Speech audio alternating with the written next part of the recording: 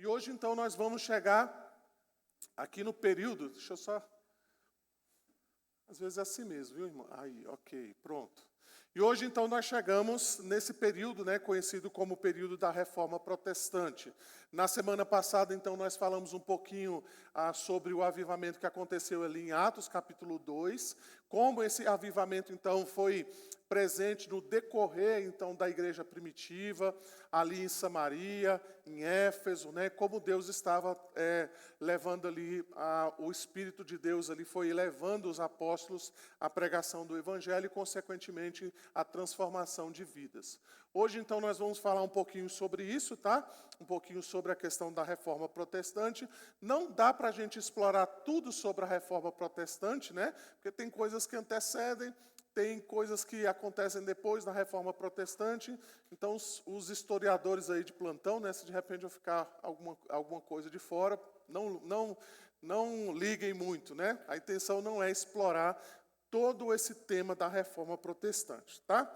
Antes, então, de nós falarmos a respeito, então, da Reforma Protestante em si, a gente precisa compreender um pouquinho, né, como é que a Igreja Católica, né, ela chegou ao que ela é até ali, então, a Reforma Protestante, né? Por que a Reforma Protestante aconteceu? Então, para os irmãos se situarem dentro da história, né? Então, quando a igreja cristã ela foi, digamos assim, inaugurada ali pelos apóstolos, pelos primeiros cristãos, a igreja era uma só, né? Então, nesse sentido, né, a gente fala que a igreja é, de fato, uma igreja católica, né? Ou seja, ela compõe todos os membros que confessam a Jesus Cristo como Senhor e Salvador de sua vida, né? É a mesma coisa quando a gente diz que a igreja é universal. Não é universal do reino de Deus, mas é aquela igreja que compõe todos os membros que são salvos por meio de Jesus. Ou seja, todos os crentes de todas as eras, de todos os povos fazem parte, então, dessa igreja católica, tá?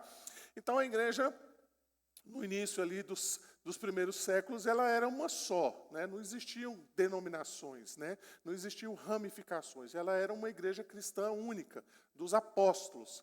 E aí você conhece um pouco da história, né?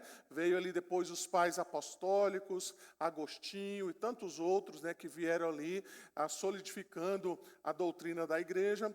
E aí então ali, mais ou menos pelo século V, VI, né, apareceu então essa figura chamada Constantino, né? Então, Constantino era um imperador, né?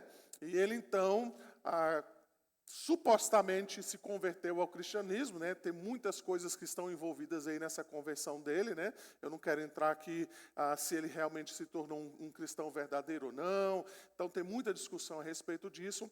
O ponto aqui que eu quero levantar, irmãos, é de que Constantino, então, ele teve muita influência dentro do cristianismo. Uma questão também que pode se questionar é se essas influências elas foram positivas ou elas foram negativas.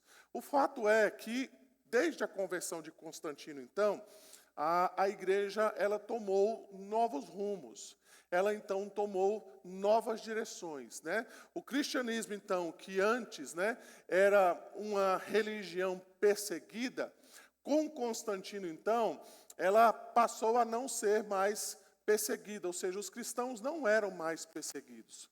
Os cristãos, antes de Constantino, eram pessoas mal vistas. Agora, com Constantino, ser cristão trazia até algum certo privilégio, né? Porque certamente isso era bem visto diante do Estado, tá? O cristianismo, então, ele passou a ser a religião oficial do Estado. Então, existem, inclusive, relatos, né, de que Constantino pegou algumas festas pagãs e transformou essas festas, por exemplo, em festas cristãs, né? Então, por exemplo, né, alguns relatam que a festa do sol, por exemplo, né, então ele achava que precisava encaixar essa festa no sol no calendário cristão, e aí então ele fazia essas adaptações, vamos dizer assim, né? Então o cristianismo passou a ser a religião oficial do Estado, né? Embora Constantino continuasse adorando os falsos deuses, né? Embora ele continuasse então em outras religiões. Conta-se inclusive que ele participava, né, de rituais de outras religiões, mas oficialmente o cristianismo era a religião do Estado, tá? Então o culto ele deixou de ser algo simples e ele se tornou então aquilo que eu chamo aí de um protocolo imperial. Então vejam, com Constantino a igreja começou a se tornar pomposa, né? Lembra lá dos apóstolos que viviam meio que escondidos em reuniões pequenas, né? Eles se reuniam de casa em casa, eles tomavam com singeleza as suas refeições, né? Eles distribuíam entre si os seus pertences, a fim de que não tivessem entre eles necessitados. Aqui em Constantino, então, o culto passou a ser uma coisa mais pomposa. Daí, então, o uso de vestimentas. Conta-se, inclusive, que existiam rituais dentro do culto para reverenciar o imperador. Entra dentro disso aí, então, procissão, corais, né, que traziam para apresentações aquilo que era algo de cunho congregacional, né? Então a igreja já não tinha muita participação, inclusive na própria liturgia, né? Nos cânticos, porque isso foi transferido para corais, então que apresentavam essas coisas, né? Então Constantino foi modificando, né, de certo modo, o próprio culto cristão que acontecia, né? Além disso, então, nós podemos mencionar que os mártires, eles começaram a ser cultuados, né? Então, aqueles que morreram por causa do cristianismo, eles eram colocados como ídolos, como pessoas, então, que deveriam ser reverenciadas. Uma coisa também que deve ser mencionada, eu já falei sobre isso, né, que as igrejas, elas se tornaram, então, pomposas, né? Não só Constantino, mas também a sua mãe, né, Helena, elas começaram, então, a espalhar esse novo cristianismo, e a cada cidade, então, que o cristianismo chegava, eles construíam uma igreja, e essa igreja era uma igreja pomposa, era uma igreja chique, né? Era uma igreja, então, bem ornamentada. Então, foi exatamente em Constantino que surgiu essa ideia das basílicas, tá? Que era uma espécie de uma construção, né? uma arquitetura que mostrava exatamente não só o novo cristianismo, mas a própria mão do império ali distribuindo e comandando essa questão do cristianismo. Então, veja, já em Constantino existe essa nova estrutura, né? A gente vê, por exemplo, essa questão da basílica, que depois, lá na Reforma Protestante, vai ser exatamente, digamos assim, o viés da briga de Lutero com a Igreja Católica, porque eles queriam reformar a Basílica de São Pedro, né? Que era algo realmente que gastava extremo dinheiro para a Igreja Católica, tá?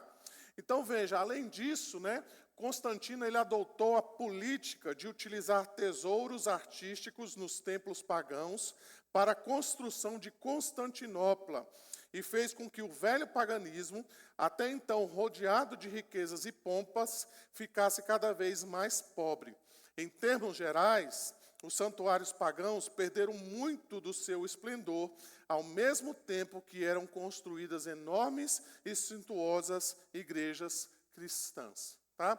Então veja, Constantino foi elevando o cristianismo a um patamar de religião oficial, não era mais uma igreja perseguida, né? Então os cristãos, de certa maneira, começaram a ter privilégios. Então você imagina isso dentro de um governo que se mostrava favorável ao cristianismo. Então você ser cristão, não quer dizer que você ser convertido, né? Poderia lhe trazer muitos benefícios dentro desse contexto. E certamente isso depois vai ter consequências, né, a respeito disso. Então, quando a gente pensa na reforma protestante, né, não tem como, então, nós não falarmos sobre o declínio da Igreja Católica. Então, veja que desde Constantino, né, isso foi acontecendo, E isso vai, desde a história, né, isso vai se passar aí, pelo menos aí uns 10 séculos, né, que a Igreja Católica, então, ela vai caminhando dentro disso, né, ela vai caminhando, então, dentro desses parâmetros. E aí, meus irmãos, vocês precisam entender uma coisa importante, né? Por exemplo, os concílios da Igreja Católica, eles passaram, então, a não mais se preocupar exatamente com a verdade, mas muitas vezes esses concílios eram reunidos exatamente para tentar agradar a vontade do imperador, né? O que o imperador quer, né? O que ele deseja. E a igreja, então, foi caminhando nesse sentido aí. E aí a gente pode citar algumas questões, né, importantes que precedem, então, a reforma protestante, né? Então, a corrupção do papado, né? Então, o Papa, né, ele se tornou um indivíduo corrupto, né, exatamente porque ele precisava se manter ali dentro daquela estrutura, né, que agora era uma estrutura extremamente grande, né. As missas também eram em latim, então o povo já não participava praticamente de nada, né, eles não tinham nenhum conhecimento dessa língua. A própria questão das indulgências, né? Então passaram-se a vender terreno no céu, passaporte para a salvação. Então tudo isso então passou a fazer parte da própria estrutura da Igreja Católica, né? Exatamente porque eles precisavam manter todas essas estruturas, né? Lembra que eu falei da Basílica, né? A Basílica de São Pedro, por exemplo, ela precisava de reformas. Então eles levantaram recursos, levantaram dinheiro por meio das indulgências para que eles pudessem então fazer a reforma dessa basílica. As tradições, então, passaram a fazer parte, né, ou serem tratadas de modo igual às escrituras, ou às vezes até acima mesmo das próprias escrituras, né? Então, para o católico, é exatamente isso que acontece, né? Eles tratam a palavra de Deus no mesmo patamar que as tradições, e isso, então, foi causando todo uma insatisfação, né, de pessoas que estavam vendo como a Igreja Católica ela estava se declinando, né, como ela estava, então, caminhando para essa situação. Volto a dizer, irmãos, até então, né, nós não tínhamos as denominações, né? Nós tínhamos um movimento aqui e acolá, né? Antes da Reforma Protestante também teve um cisma, né, dentro da Igreja Católica, né, entre a divisão da Igreja Católica Apostólica Romana, que ficou mais aqui no Ocidente, e a Ortodoxa, né, que eles se dividiram, mas existia essa insatisfação, né, dentro da própria Igreja Católica, né, dentro desses movimentos que estavam preparando, digamos assim, para esse momento da reforma. E aí, então, antes disso, né, antes da reforma protestante em si, nós podemos, então, citar pelo menos 2 nomes aí, né, que é o John Wycliffe e o John Huss, né, que foram 2 pessoas, né, que já demonstravam essa insatisfação com aquilo que estava acontecendo na Igreja Católica, né? Eles já estavam questionando a infalibilidade do Papa, eles já estavam questionando exatamente o fato de que as pessoas não conseguiam mais participar das missas, porque as missas eram todas em latim, então o povo já não tinha mais acesso ao próprio ensinamento da Escritura. Eles questionavam exatamente as próprias indulgências, né? E levantavam-se ali algumas pessoas juntamente com eles, questionando exatamente o posicionamento da Igreja Católica a respeito, então, dessas questões da doutrina, né? Então, embora essas pessoas muitas vezes não são citadas, né, quando a gente fala da Reforma Protestante, a Reforma Protestante não começou exatamente ali com Lutero, né? Já existiam movimentos que antecediam o próprio Lutero, que questionavam e que indagavam exatamente a posição da Igreja Católica naquela ocasião, tá?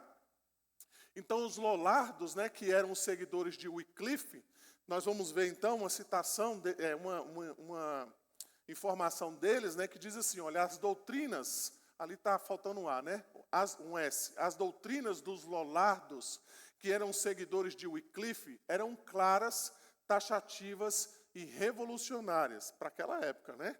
Porque eles queriam voltar à palavra de Deus. A Bíblia deveria ser colocada à disposição do povo no vernáculo, ou seja, na língua do povo.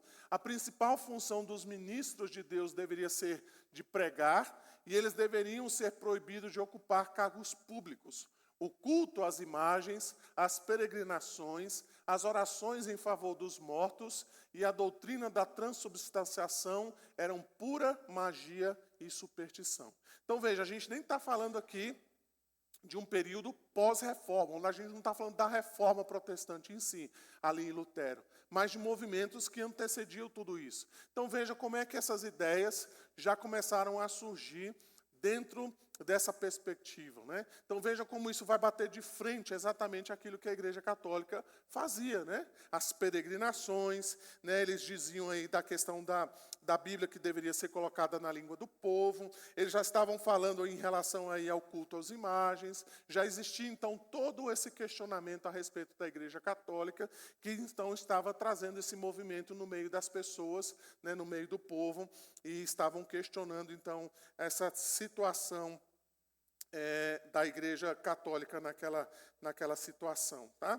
Essas pessoas foram certamente perseguidas, né, por causa dessas suas ideias, porque não era interessante para a Igreja Católica repensar a respeito disso, né, e essas ideias, então, foram rapidamente tiradas, né, elas foram, então, apagadas ali rapidamente. Tá? Uma outra questão aqui que eu já mencionei, né, que é do John Huss. Voltar aqui. Também foi alguém que trabalhou ali nesse período, né, da pré-reforma, e eu separei aqui uma citação dele, né, quando ele também, assim como Lutero, né, foi colocado diante de um concílio para ele rever as ideias dele, né? Então nós vemos essa resposta que ele deu diante desse concílio. Ele diz lá, né, apelo a Jesus Cristo, o único juiz todo-poderoso e totalmente justo. Em suas mãos eu deponho a minha causa, pois ele há de julgar cada um, não com base em testemunhos falsos ou concílios errados, mas na verdade, na justiça. Senhor Jesus, por ti sofro com paciência essa morte cruel.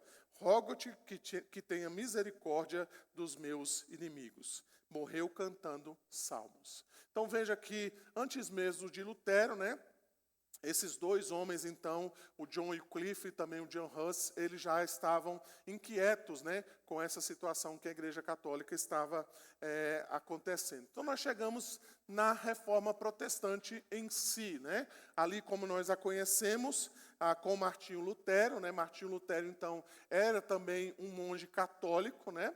Se os irmãos conhecerem um pouquinho da história de Martinho Lutero, né? Às vezes as pessoas acham que Martinho Lutero era alguém de fora da Igreja Católica e que viu toda aquela coisa de maneira externa, né? E aí interviu na Igreja Católica, está completamente enganado, né? Martinho Lutero era um monge católico.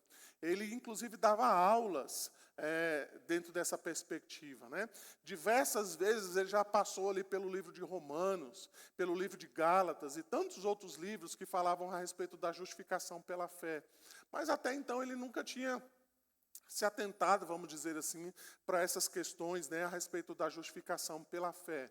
A reforma protestante, na verdade, ela começa com uma inquietação do próprio Lutero a respeito da sua vida espiritual. Né? Exatamente porque ele percebia, né, de que, embora ele fizesse todo o esforço para fazer as coisas corretas diante de Deus, ele via que ele não conseguia fazer isso. Foi quando, então, ele leu novamente, né, Romanos capítulo 1, quando ele viu, então, que a justiça de Deus ela vem, de fato, pela fé. Né? O justo viverá por fé. Daí, então, ele começou a questionar, né, a si mesmo, e aí chegamos naquilo que nós conhecemos como a Reforma Protestante. Tá?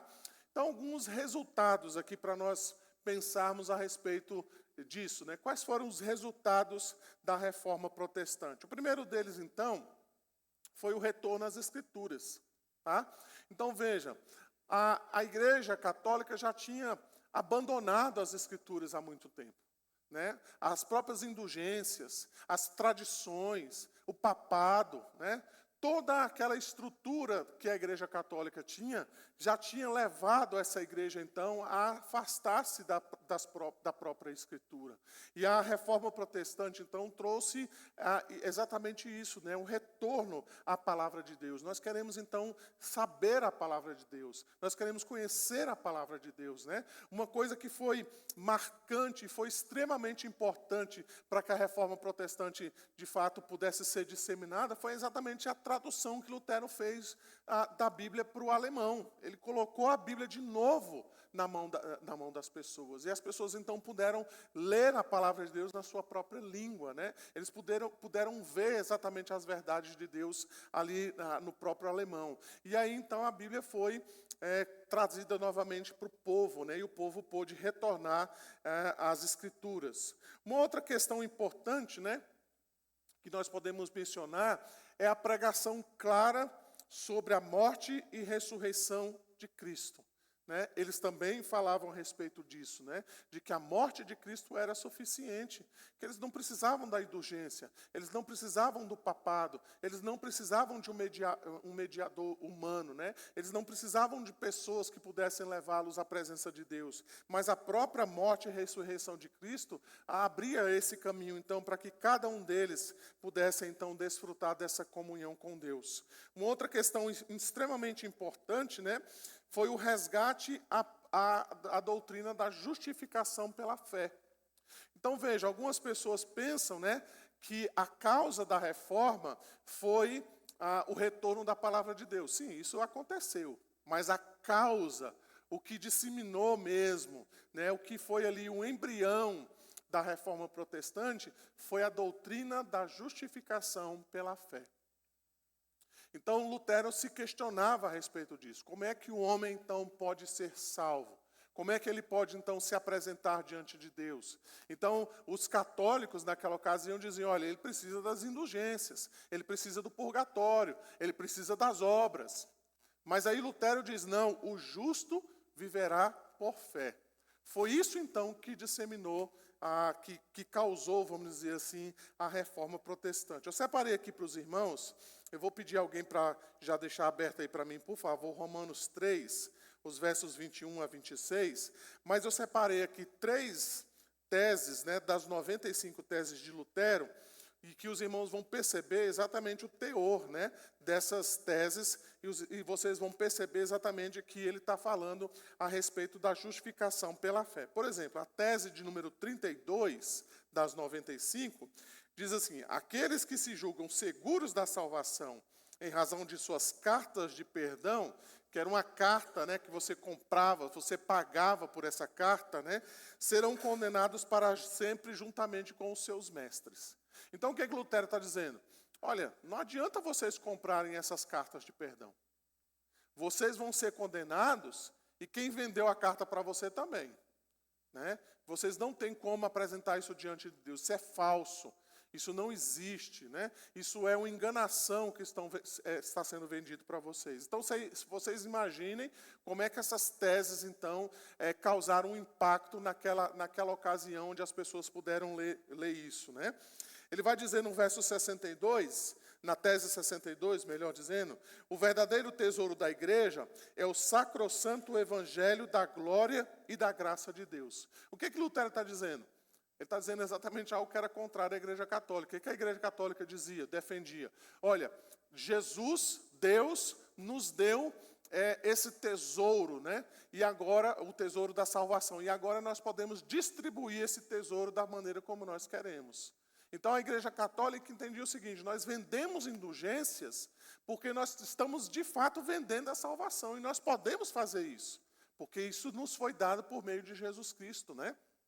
Lembra da ideia que eles têm, né? De que Pedro é o primeiro Papa e o Papa é o sucessor de Pedro, e a Igreja, então, retém esses poderes, né, da salvação. Lutero vai dizer, não, vocês não têm esse tesouro. O tesouro, de fato, é o Evangelho, que é dado a todas as pessoas, que é distribuído, então, de maneira gratuita. Assim, a 72, Lutero vai dizer assim, ó, bem-aventurado é aquele que luta contra a dissoluta e desordenada pregação dos vendedores de perdões. Então, tudo isso ia bater de frente com o quê? Ia bater de frente com a justificação pela fé. E ele estava dizendo claramente para a Igreja Católica naquela ocasião: o que vocês estão fazendo está completamente errado. Vocês não podem vender indulgências. Vocês não podem vender terrenos no céu. Vocês não podem vender a salvação, porque vocês estão enganando as pessoas. Então vocês imaginem, né, essas teses sendo pregadas ali na capela de Wittenberg, e as pessoas então lendo todas aquelas 95 teses, e como as pessoas então puderam ter os seus olhos abertos e o esclarecimento, então, a respeito dessas verdades. Veja, então, que a justificação pela fé, ela é uma doutrina bíblica, né, muito claro nas Escrituras para nós. Romanos 3, 21 a 26, quem achou pode ler, por favor.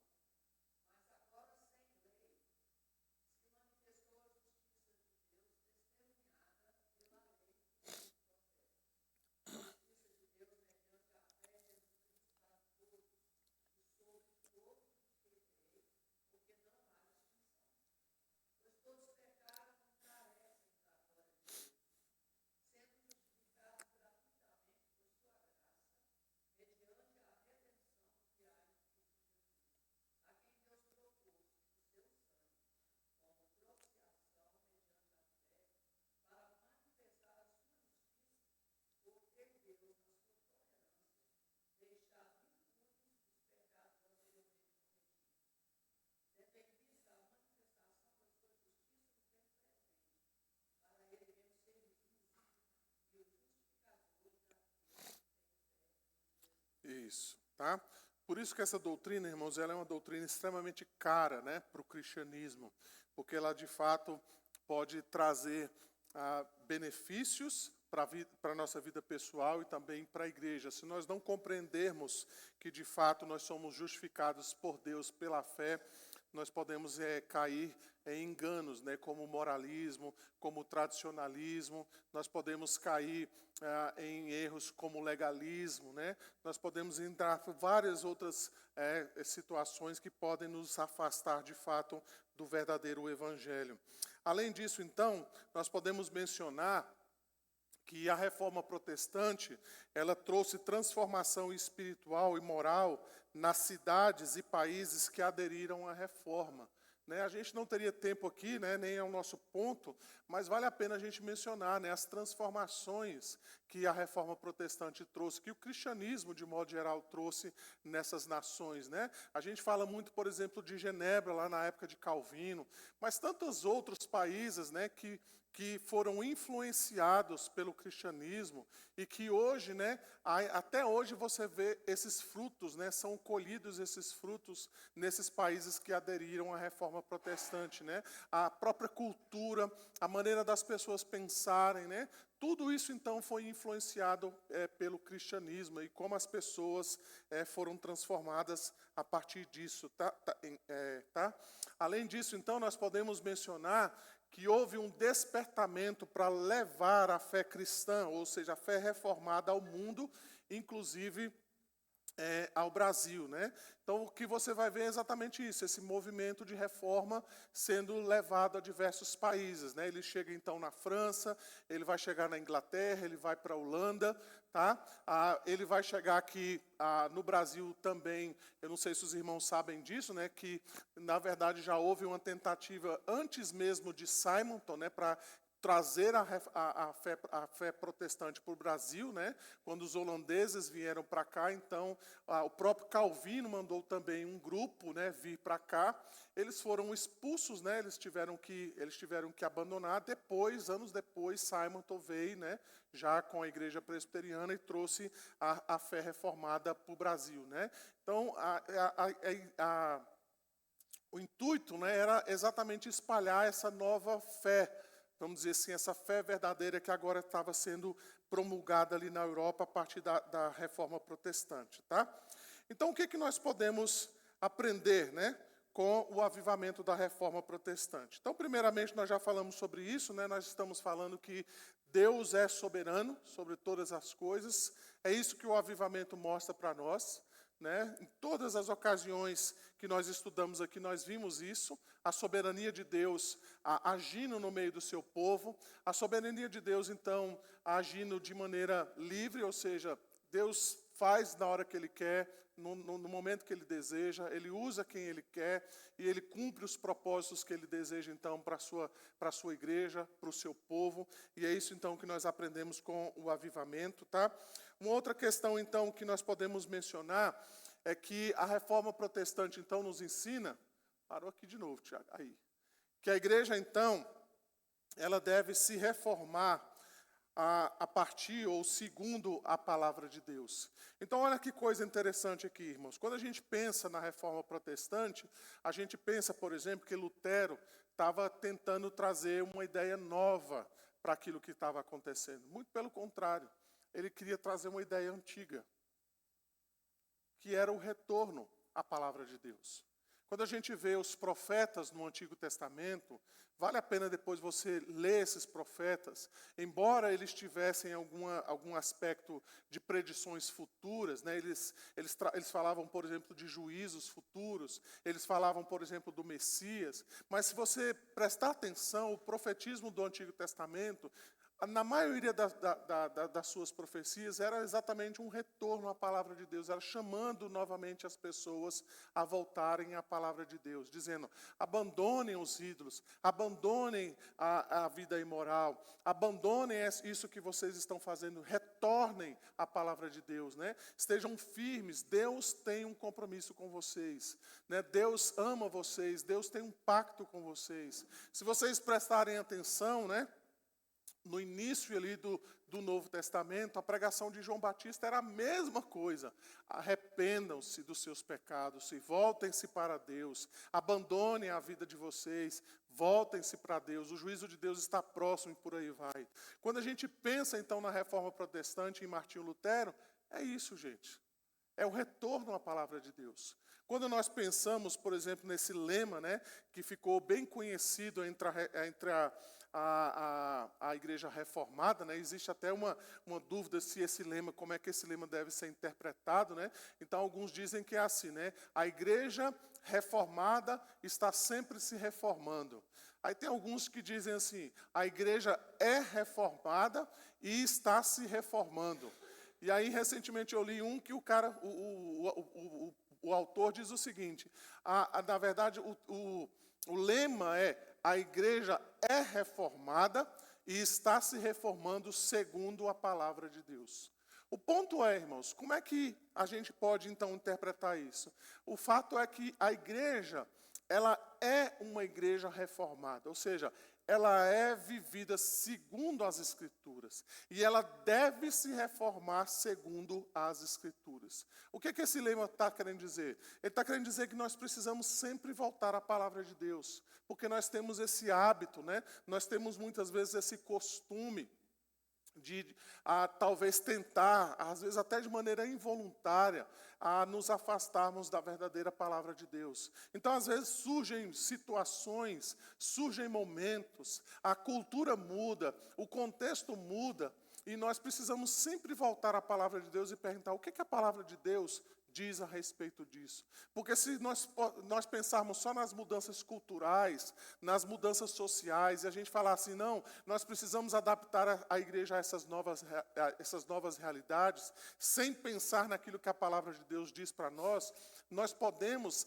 inclusive, acabar nos distanciando da própria palavra de Deus. Foi isso, infelizmente, que aconteceu com a Igreja Católica. Ela foi se afastando de tal maneira, né? De tal maneira ela se afastou que foi necessário, então, que a reforma protestante acontecesse, né? E até os dias atuais, é isso que a Igreja Católica está, né? Ela está afastada do verdadeiro Evangelho, né? Ela mantém, inclusive, os seus dogmas, as suas práticas, as suas doutrinas, as suas tradições, e por aí vai.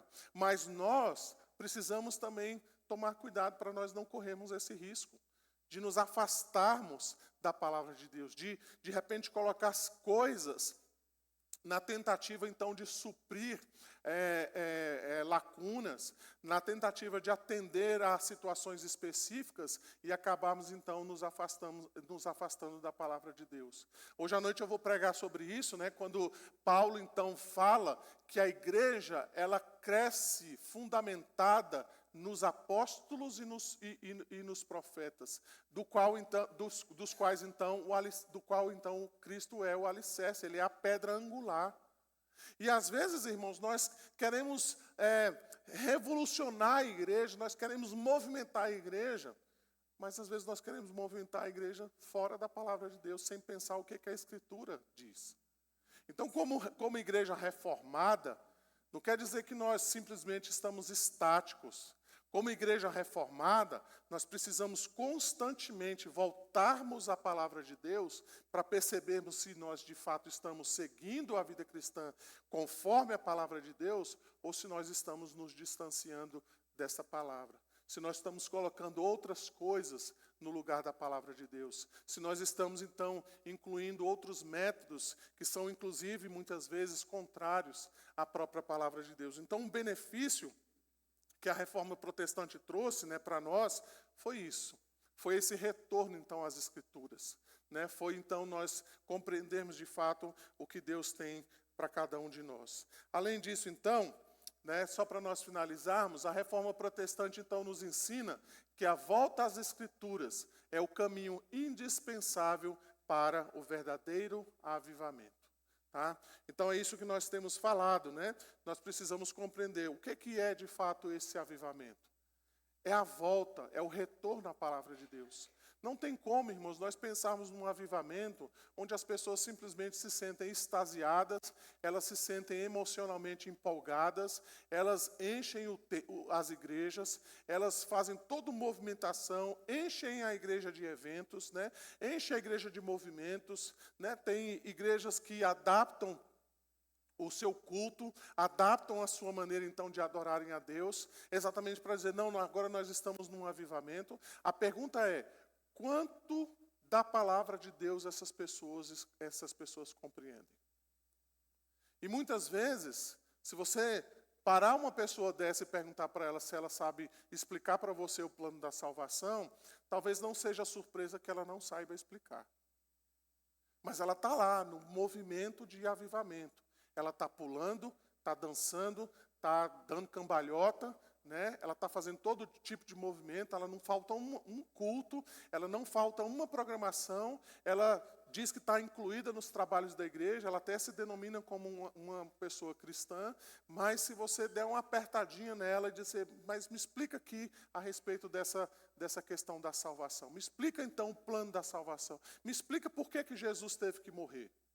Talvez ela não vai saber te explicar absolutamente nada. Então não adianta, irmãos, nós querermos uma vida avivada, nós desejarmos uma igreja avivada, nós desejarmos ter pessoas, então, se convertendo, né? Não adianta nós querermos uma igreja cheia, se nós não estamos voltados para a palavra. Quando nós lemos Atos, é isso que você vai ver. Essa dupla que acontece lá. A palavra cresce, a igreja cresce. Pode ler lá. A palavra do Senhor prevalecia e Deus acrescentava aqueles que iam sendo salvos. A palavra de Deus então crescia, a igreja então crescia. Então, quanto mais a palavra cresce, mais a igreja cresce. Quanto menos a palavra ela é tirada, menos a igreja cresce. E talvez você possa dizer assim, pastor, mas tem igreja aí que não para de crescer e lá não tem a pregação do evangelho. Veja, nem tudo que cresce é bom, né? Você sabe disso, né? Quem é médico sabe disso. Às vezes está crescendo alguma coisa no seu corpo que não é bom. E você sabe que você vai precisar tratar isso rápido, porque isso pode tirar a sua própria vida. Então nós precisamos crescer segundo a palavra de Deus. É isso então que a reforma protestante nos ensina, né? Que nesse avivamento nós precisamos voltar à palavra de Deus.